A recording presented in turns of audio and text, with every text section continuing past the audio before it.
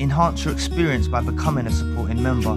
Gain access to unseen videos and video requests. 3-day free trial by visiting zionmembership.com. Chosen ones, empaths, get comfortable, grab a tea or coffee, glass of lemonade, something. Do whatever makes you feel comfortable. Smoke a cigarette, whatever it is that makes you relax. And be ready to listen for today's message, right? You need to realize that this narcissist that was involved in your life has a certain fondness for you. You may be separated now. You've been out of the narcissist's life for a while. You've gone your separate ways.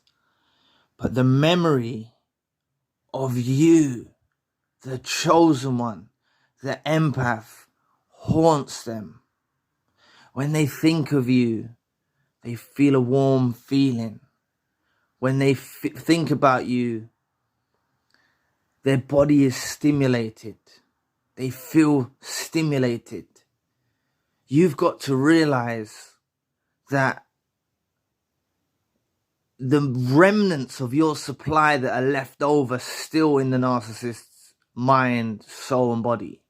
Just the memory, the remnants of the memory that are left. The remembrance of you absolutely stimulates the narcissist still till this day. They think about you very deeply. They wish they could turn back the hands of time. They may have gone on with their lives now. They may have other supply sources, right? But still, the narcissist that was involved in your life is haunted by your memory. Your memory absolutely haunts them.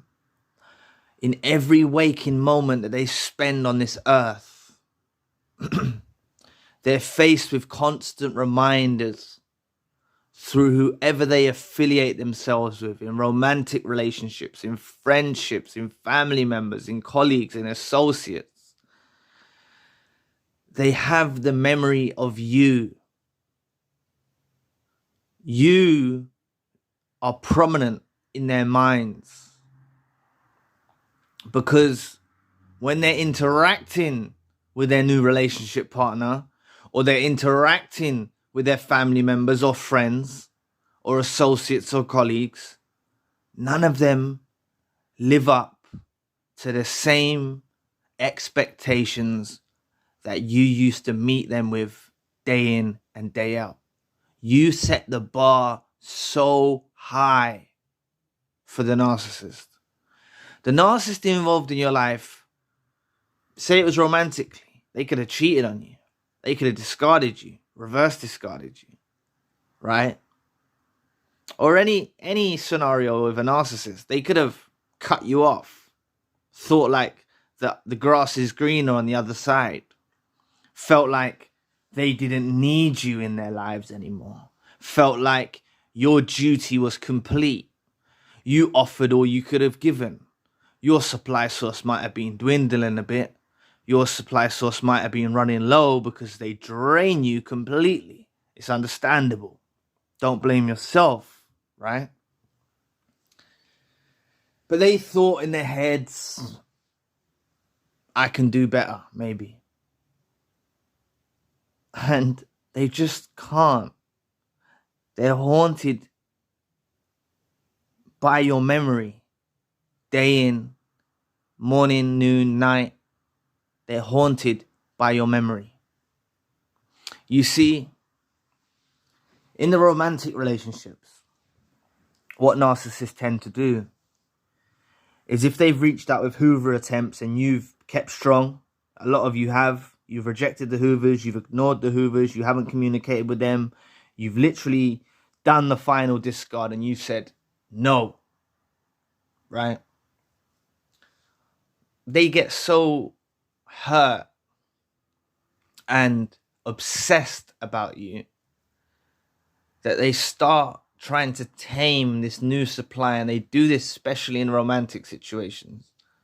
They start trying to turn this new supply into you, which is always going to fail. Please press the like and the subscribe button. Help brother out. It'll take 2 seconds of your time. Thank you.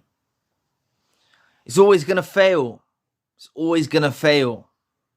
Right? They can't make anyone like you. You are unique. There's only one you.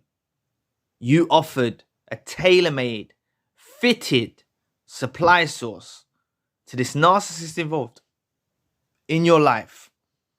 You gave this tailor-made supply source that was so fitted and perfect for the narcissist involved in your life that then they're unable to actually extract this from any other human being. This was all divinely orchestrated. The whole thing, from when you met the narcissist, or even if this was a family member, from whenever you encountered the narcissist, the love bomb, the whole experience to the separation, it was all divinely orchestrated. There's a lot of gains on your side of things, and there's a lot of losses on their side of things. They lose an awful lot in this situation, in this divinely orchestrated situation, and you gain an awful lot.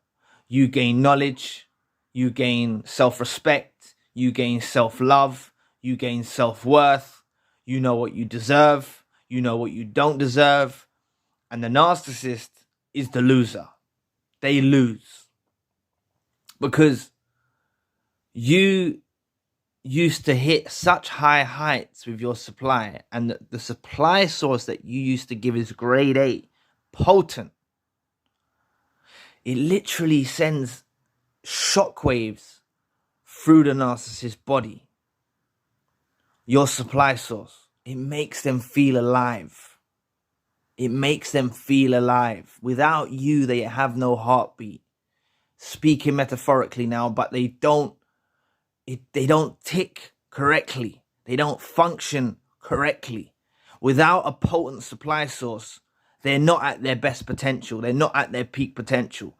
When they was with you, when they had you involved in their life, they was at their peak potential because you were constantly giving this supply source, right? But now they're left with nothing but the remembrance and the remnants of the supply source that once used to make them feel so bright and feel so alive. They're left with nothing but absence. They don't have you. So like I mentioned in the earlier segment, they tried to make a new supply source be like you. Doesn't work. It fails. They've tried to reach out with Hoovers. You've rejected those. Or even if they haven't reached out with a Hoover yet, it's coming. It's going to happen. For those of you that are maybe only a little bit out of it, some Hoovers has come after years. I read in the comment section, people getting Hoovers after 10 years plus, right? The narcissist that was involved in your life is never, ever going to replace you. No matter what they do, no matter how hard they try, they are never going to find a suitable replacement. Ever. And this becomes their mission, their life's mission, their life's work. They're very stubborn narcissists that were involved in your life, and narcissists around the globe. They're very stubborn creatures. So they will try and relentlessly pursue trying to find your replacement, but fail. And all of this like energy they're thrusting into the search of trying to find the replacement is all built off the back of your memory that haunts them. Because they're facing this day in and day out, the remembrance of you. So for example, they meet someone new. They get together with someone new in a friendship, romantic partner, whatever. They get together with this new supply. And all they see is flaws in this individual. That's all they see. Because you remain the prominent force in their minds that they cannot lose. They cannot break free from. You see, when you was involved in a narcissistic relationship, it was like they had you shackled and chained into this relationship where it was all give on one side from your side and they were offering nothing back. But this is what they're left with after losing you. They're shackled and chained to your memory. They can't break free from it. They try, but they remember everything that you've done. Remember, you were kind, you were loving, you were supportive. Some of you were providers. Some of you were caregivers at home, looking after children. Some of you were great friends. Some of you were great family members to the person you were involved with. Some of you were great associates or colleagues at work. But this narcissist that was involved in your life, regardless of whatever type of scenario this is, romantic, friendship, family member, associate or colleague, they will never find someone to replace what you used to offer. They just never, ever will. It's highly unlikely they'll ever come across another empath again. And like I say, time and time again, even if they were to come across another empath or chosen one, you are still such a prominent force in their minds and something they haven't healed and got over that they won't even appreciate a new chosen one or empath. They'll see flaws and pitfalls in the new chosen one or empath, because chosen ones and empaths, although it's a collective, a group of people sent to Earth, chosen ones and empaths are still different. They still have unique traits about them. They still offer their own tailor-made supply suited for a narcissist. So this new chosen one, for example, for those of you that will put in the comments section, what about if they meet another empath? They won't even realize they won't realize the value in the new person, because you haunt the narcissist till the end of days. I made a video on the membership channel about the aging narcissist. And you see,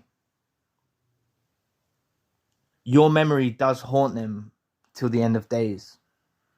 Through their aging, through their narcissistic collapse, all the way to the bitter end. And you could have been out of their lives for decades. You could have been out of their lives for decades. But they will always remember the chosen one and the empath.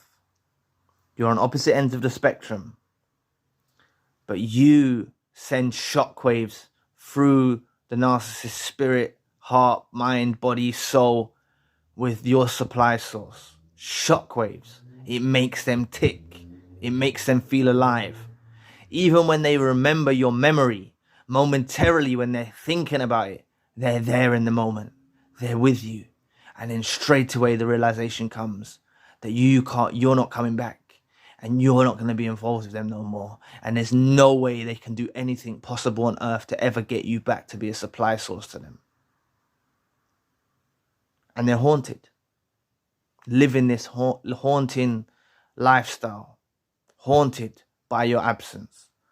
Haunted by the fact they can never replace you. Haunted by the memory of you.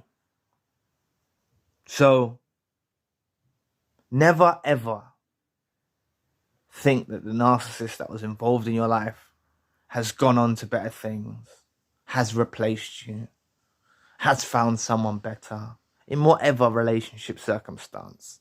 Like I say, friendship, family member, romantic partner, colleague or associate. Whatever type of narcissist you was dealing with in your relationships, they're never going to find you. Because there's only one you. There's only one unique soul that you are, that It's like a catch-22 situation. The narcissist thought they were using you. They thought they were abusing you. They thought they were making you a codependent. This is what they thought. But you're going on to your healing journey and you're bettering yourself. If anything, they made themselves a codependent upon your supply. So now that that supply is gone, never coming back, never going to give them the love, care, support that you once gave them for a portion of your lifetime, they're lost, haunted till the end of days with the remembrance of the chosen one and the empath that was once in their life. And oh, they wish they could change things. Oh, they wish they could hoover you back. Oh, they wish they could do something. And they can't. They can't do anything. You're gone. You're out of their lives. You're going on with your healing journey. Wherever you are in your healing journey, you're out of their lives. And like I said in the earlier segment, you could have been discarded by the narcissist. It's only you that has the final discard. They thought they could deal with you, with the world without you. They thought they could deal with it. It's only when reality hits them that they realize they can't. And they're suffering day in, day out. There's not a waking moment that you don't occupy a part of their mind. When they're interacting with their new supplies, remembrance of you, memory of you. Everything that this new supply is not, is you. You are, right? So they're interacting with their new supplies in whatever circumstance. And all they have is constant reminders of what you used to offer and everything that these new supplies lack. And this is the dynamics they're involved in. This is the lifelong mission of the narcissist. To find your replacement. But they never will. They're never going to replace you, chosen one. They're never going to replace you, empath. They just never are. You're a kind, sweet, loving soul that has a beautiful aura. And it encapsulates the narcissist.